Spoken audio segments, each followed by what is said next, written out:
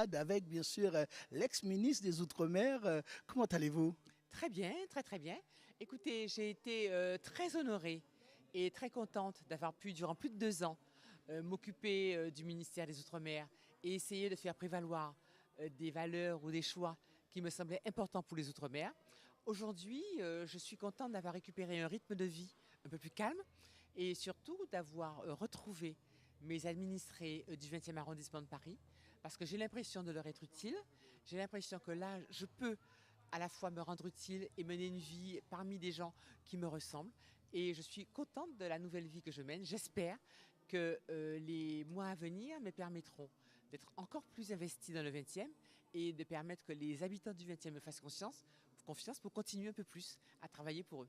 Le travail accompli au sein du ministère, il y a eu beaucoup de demandes, hein, puisque c'est vrai qu'au niveau des Antilles, il y a beaucoup à faire. Vous avez rencontré beaucoup de difficultés, j'imagine. Il y a eu beaucoup de dossiers chauds à gérer. Ça s'est bien passé pendant ces 2 ans? Eh bien, écoutez, finalement, je suis quand même assez contente de constater que nous avons pu passer 2 ans et demi sans qu'il y ait eu de gros drames. Puisque à chaque fois dans les Outre-mer, on ne sait pas ce qui va se passer, où ça va péter. Mais finalement, nous, on a pu gérer la situation en Nouvelle-Calédonie sans qu'il y ait, en essayant de rapprocher les points de vue. Et notamment, on a fait venir des experts de l'ONU qui ont constaté que nous préparions la sortie de l'accord de Nouméa correctement. On a pu faire face à la grogne à Mayotte sans qu'il y ait eu de gros sujets de contestation. Sur les Outre-mer, les autres Outre-mer, y compris la Guyane, ça s'est passé, on est parvenu à répondre et à désamorcer. Donc, je suis assez contente de constater qu'on a pu faire avancer les dossiers d'une manière positive. La loi sur l'égalité réelle, je l'ai préparée. Aujourd'hui, elle sera une réalité dans peu de temps. Donc, je crois que nous avons un bilan dont nous ne pouvons qu'être satisfaits pour les Outre-mer.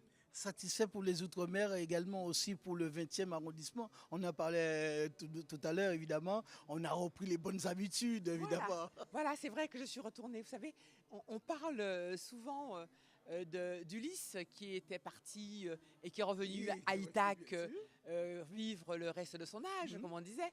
Et alors, c'est vrai que Ulysse, il y avait une Pénélope qui l'attendait. Oui. Et nous avons vu que là, aujourd'hui, nous avons une Pénélope qui défait l'ouvrage. On ne voit pas son ouvrage, mais c'est parce que, comme la Pénélope d'Ulysse, elle le défait la nuit. Mais en tout cas, aujourd'hui, je suis revenue parmi les miens et j'espère pouvoir leur être utile, pouvoir faire des choses qui, pour eux, leur améliorent la vie. Et je suis élue de l'arrondissement où il y a beaucoup de problèmes, beaucoup de difficultés, beaucoup de misère. Mhm. Et donc, je suis contente d'être revenue avec eux et de pouvoir les aider à avoir une vie meilleure. Le combat n'est pas terminé. Cette année, c'est une année où il va se passer beaucoup de choses, hein, et il se passe déjà Beaucoup de beaucoup choix, de oui. choses. Il y a des choix aussi à faire. Comment vous présentez comment dans cette affaire-là? Comment vous Eh bien, voyez? écoutez, ce n'est pas facile parce que je comprends que les Français sont parfois un peu déçus. Ils avaient tellement espéré avoir des choses extraordinaires qu'évidemment, On leur avait promis des choses bien sûr. extraordinaires. Et c'est vrai que, enfin, on leur avait promis une présidence normale. Oui. On a eu une présidence qui, à tous égards, était anormale parce que nous avons eu à faire face à du terrorisme très violent. Oui, bien sûr. Et donc à concentrer les efforts sur la sécurité des gens. Donc aujourd'hui, je comprends que les gens étaient déçus, mais la période était tout à fait extraordinaire. Donc compte tenu de la période, je pense qu'on a fait au mieux, Mhm. on a protégé les gens, il n'y a pas eu plus de drames que ce que on pouvait, tous les drames qu'on pouvait craindre, et véritablement, on a préservé les équilibres. Donc aujourd'hui, j'espère que si on peut continuer à exercer des responsabilités, on pourra aller plus loin pour améliorer la situation des gens. Mais aujourd'hui, le simple fait qu'on ait pu les garder en sécurité, Mhm.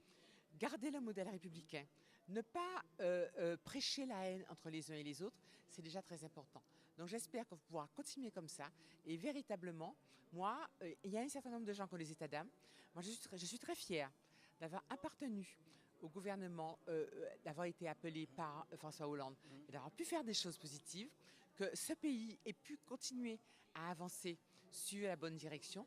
Et j'espère qu'on pourra continuer à agir dans l'intérêt du peuple de ce pays qui, me semble-t-il, mérite qu'il y ait des politiques qui s'occupent de lui, qui prennent soin de lui et qui le guide sur la bonne direction. Exposants qui sont venus présenter leurs œuvres. Nous avons Hendrix, c'est ça hein? Enrique. Hendrik. Oh, Henri en français. Voilà, Hendrik en français. Vous êtes chilien, c'est ça? Chilien. Vous êtes chilien. Alors, vous êtes venu exposer. Qu'est-ce que vous avez présenté à nos amis cet après-midi? Oui, à l'invitation de Jacques, de mes amis de la collade, je suis venu présenter quelques mes tableaux et pour participer à cette occasion de 33 ans déjà. 32 ans, 32 ans de l'association. De la collade et pour m'unir un peu à ces fêtes. Et voilà, je présente mes tableaux qui sont... Vous travaillez sur quoi? Je travaille sur acrylique en fait, au niveau technique, c'est l'acrylique. Les sujets, c'est beaucoup de portraits, même si j'ai fait beaucoup de paysages aussi, mais là j'ai un seul à montrer. Et voilà. Hein,